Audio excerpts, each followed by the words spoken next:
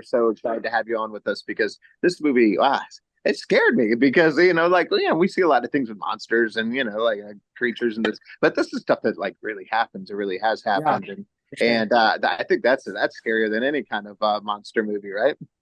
Yeah, definitely. Absolutely. Yeah, monsters are the people. So, but that's the thing though is if we these people lived in different times, maybe things might have turned out differently. But still, you still have to be careful, right? Hmm. Yeah, for sure. Yeah. So when you were making this movie, were you just kind of in your head a little bit thinking like, oh my gosh, what would I do? Right?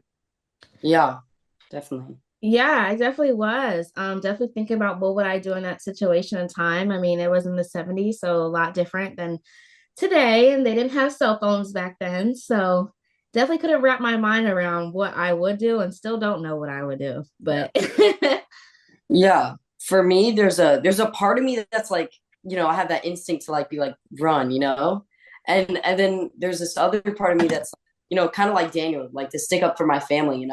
But realistically, I think I'd run. But on the other hand, I'm like, but I want to be that, savior. I Yeah. want to save my family. Absolutely. Well, both of you have really, really cool lives, being able to tell stories, and people look up to that, and they think, see, that's what I want to do. So, what advice would each of you give to somebody that wants to follow in your footsteps and tell these stories? Mhm. To keep it short and simple, I think you just need to stay consistent. I think if you do it blah, if you do it consistently, then I think you'll get better at it. And I think at the start it's super challenging, but once you get really good at it, you get that groove and you can keep going. Yeah. I definitely agree with Gavin. I feel like that's anything that you want to do in life. Things might get hard or things might not always go your way, but if it's really your passion, just to stay consistent and everything happens in divine timing. So never rush anything. Yeah. Yeah, that's true. And sometimes you got to stay off the internets. But I don't know. This guy's worked out pretty well for you. You got quite the following. That's a whole nother set of responsibilities besides acting, Yeah, right? of course, of course. It's a lot, but it's fun. It's fun. Yeah, that's true. Well, my co-host Drew Pearson, one of our great Dallas Cowboys, caught the Hail Mary, went in the Hall of Fame, and we love to ask people their Hail Mary moment, which is that moment in your life or career. And although you guys are, yeah, younger in your careers, like, has there been a moment where you just kind of felt like, to go for it, I have to do this? Mhm. I don't know. I feel like there's so many points in time in life that I've had that. When I first moved out to California to film this TV show, I was like, okay, this is definitely a turning point in my career. Let's do this. I feel like it's something every couple of years. So I can't even pinpoint, but I would definitely say I'm looking forward to the future and things that I have in store and really excited about it. Yeah. Yeah, for sure. I know I'm moving to LA at some point, and that's a really big step for me.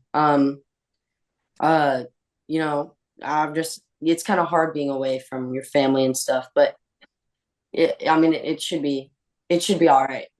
I think I'm Yeah. responsible enough to. Yeah, absolutely.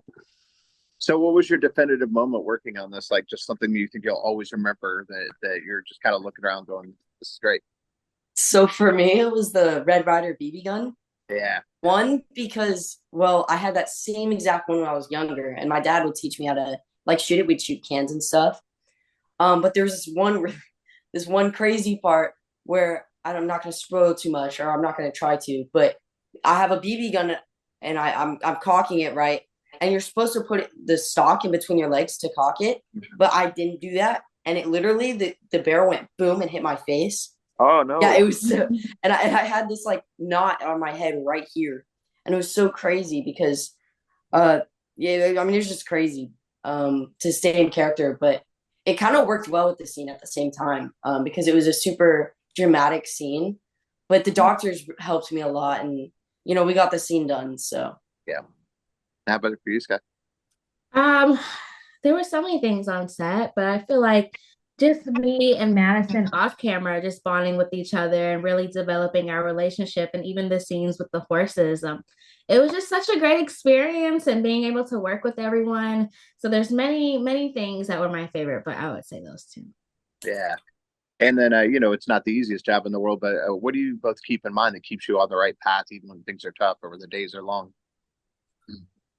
Mm. It's not easy, sometimes you're on set like 14 hours, but to me, it's really exciting to say, even though this is a lot of work, being able to see the end result in the end and know that this is just going to be an amazing film. So that's kind of what kept me going. Yeah, for sure. I think you just gotta, you just gotta focus. You gotta stay with it.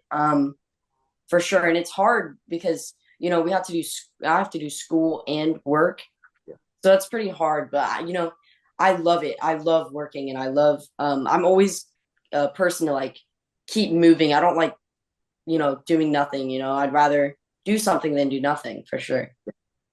Yeah. Well, congratulations on this one. We really, really enjoyed it. We can tell everyone to check it out and look forward to talking to both of you again very, very soon. Thank Thank you. you. Nice talking Thank you. to you. Bye bye. Thank you. Bye. Bye.